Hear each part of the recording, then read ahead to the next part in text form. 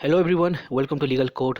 I'm Advocate Neeraj, and today we are going to discuss a previous year question paper of All India Bar Examination 2021.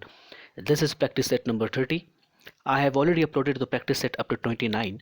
I request you all to visit the playlist and watch all the videos that is important for your upcoming examinations. So let's start. Next. The first question is कि A एक surgeon है जो ये जानता है कि विशेष operation में Z की मृत्यु होने की संभावना है, जो एक दर्दनाक शिकायत के तहत ग्रस्त है। लेकिन ए जेड की मौत का नहीं अपितु अच्छा इरादा रखते हुए जेड की सहमति से उसका ऑपरेशन करता है। तो ए ने कोई भी अपराध नहीं किया है, ये किस में बताया गया है? इसका आंसर है आपका ए, सेक्शन नंबर 88। सेक्शन नंबर 89 में बताया गया है कि अगर कोई भी ऐसा कार्य किया जाता है जो कि गुड फेथ में किया जाता है और किसी बच्चे की बेनिफिट के लिए किया जाता है, तो किसी पागल व्यक्ति की सहमति से पागल व्यक्ति क्या ऑपरेशन किया जाता है और वो उसकी गार्जियन से सहमति के साथ किया जाता है, तो 89 में बताया गया है। वेल 90 में बताया गया है कि consent known to given under affair in misconception, यानी कि अगर सहमति दी गई है तो किसी प्रकार के डर या मिसकंसेप्शन के तहत दी गई है। That is very important. Section number A इसका ऑप्शन नंबर ए का सही जवाब है। नेक्स्ट। एक हिंदू विधवा है and if there is more than one, अगर एक से अधिक हिंदू विधवा हैं तो वो एक शेयर लेगी सभी विधवा मिल करके। इसका आंसर है बी।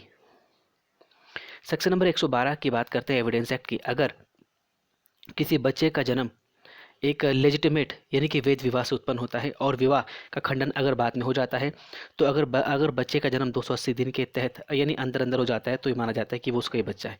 इसका आंसर है सी। इनमें से कौन सा सेक्शन कोर्ट को किसी बेल बॉन्ड को कैंसिल के संबंध में अधिकार देता है? तो वो है आपका 446A। Next. A reference can be made under during the pendency.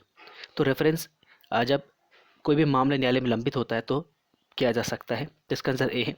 कोई भी सब ऑर्डिनेट कोर्ट यानी कि जितनी भी निचली अदालत होती है वो हाई कोर्ट में मामले को रेफर कर सकती है और उसमें वो भी किसी क्वेश्चन ऑफ लॉ यानी कि जिसमें न्यायालय का ओपिनियन उसमें चाहिए होता है on the question of law. तो इसका आंसर है A. Next.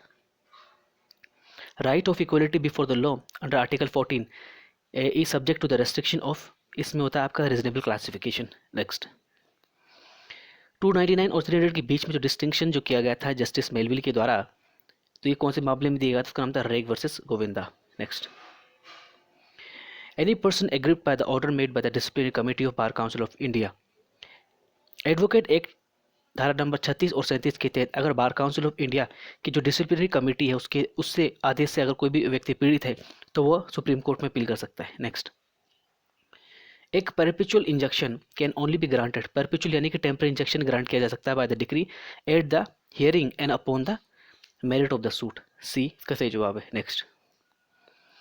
The provision relating to the abolishment of untouchability यानी कि छुआछूत को समाप्ति के संबंध में जो प्रावधान दिया गया है आर्टिकल 17। नेक्स्ट। धारा 115 के तहत the excise of its revisional jurisdiction that high court can do which of the following case. तो हाई कोर्ट जो क्या कर सकता है, किसी भी न्यायालय यानी अधीनस्थ से लेकर उच्च न्यायालय तक के द्वारा दिए गए निर्णय के किसी भी मुकदमे के रिकॉर्ड को निकलवा सकता है, या फिर किसी भी निर्णय आदेश जिसकी अपील उच्च न्यायालय में निहित हो बदल या उसको रद्द कर सकता है। तो इनमें से कुछ भी कर सकता है। तो इसका आंसर है आपका A, to call for the record of any case which has been decide by any court subordinate to high court. इसका आंसर है A. Next. In joint trial the evidentiary value of the confession of the co-accused affecting himself and others has been discussed by the Supreme Court। तो किस में किया गया था? तो इसका आंसर है आपका Kashmir Singh versus state of MP, यानी कि संयुक्त मुकदमे में एक से अपराधी द्वारा खुद को और दूसरों को प्रभावित करने वाले इकबालिया बयान के मूल्यांकन की सुप्रीम कोर्ट द्वारा किस केस में चर्चा की गई? तो इसका है Kashmir Singh versus state of MP. Next. Maintenance application under section number 18 sub clause 2 of the HAMA is filed in district court. इसका आंसर है district court B, option number 20 का सही जवाब है district court. Next. Which of the following belong to the category of direct taxes. तो इसका answer है आपका C, income tax and gift tax. The theoretical power to amend the constitution जो कि मेंबर ऑफ पार्लियामेंट और legislative जो कि state legislative ने दिया गया है 368। नेक्स्ट। धारा 114 के तहत a person can apply for the review of judgment when he is agreed by the decree order from which an appeal is allowed, और जहाँ पर अपील अलाउड नहीं है, या वो किसी डिक्री या आदेश से पीड़ित है और जहाँ पे अपील अलाउड नहीं है, या वो किसी निर्णय से पीड़ित है on the reference from the court of small causes, so इसका आंसर है D, all of the above. In which of the following case the Supreme Court of India opined that bail is a surety and jail is an exception? That is Motiram versus State of MP.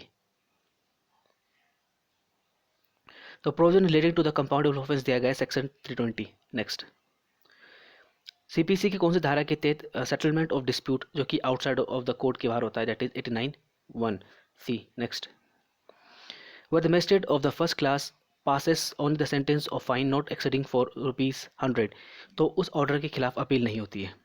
Next, so thank you for your precious time.